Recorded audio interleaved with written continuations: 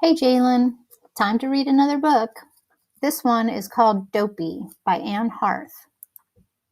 Jason raced to the car after school. Dad, I'm in the school play. Great, what's the play? Snow White and the Seven Dwarfs. Let me guess, you're the king? Nope. The prince? Nope. Give up? I give up. I'm Dopey. Dopey, huh? That's a pretty important part. I have to do a dance by myself. I'm going to be the best Dopey ever. Good for you. The second graders had play practice every day. The show was only 3 weeks away. Jason learned his dance quickly.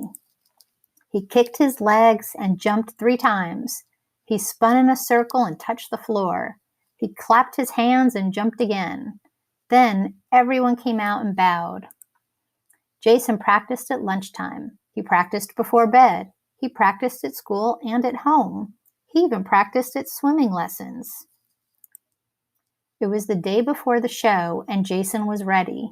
He practiced one more time before he went to bed. Dad tucked him in. Ready for tomorrow? Jason nodded. Will there be lots of people? Dad pulled up the blanket. I don't know. Maybe. Jason snuggled into the covers. I hope there won't be too many. Dad turned off the light. Don't worry, you'll be fine. It was almost time for the show to start. Jason peeked through the curtains. The lights in the auditorium were still on. He could see his father in the front row. The room was filled with people. They were watching the stage. Jason's stomach felt funny. He wiped his hands on his baggy Dopey pants. He could feel his heart beating. Could he dance in front of all these people? The show started. The dwarves walked out on stage.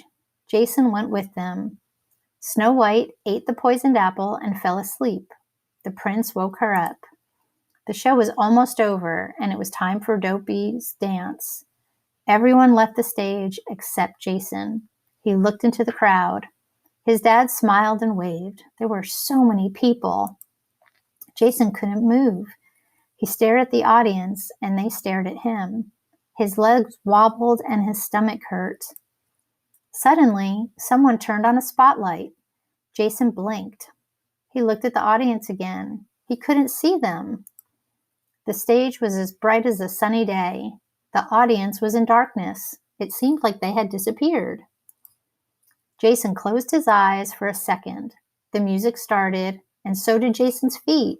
He kicked his legs and jumped 3 times. He spun in a circle and touched the floor. He clapped his hands and jumped again.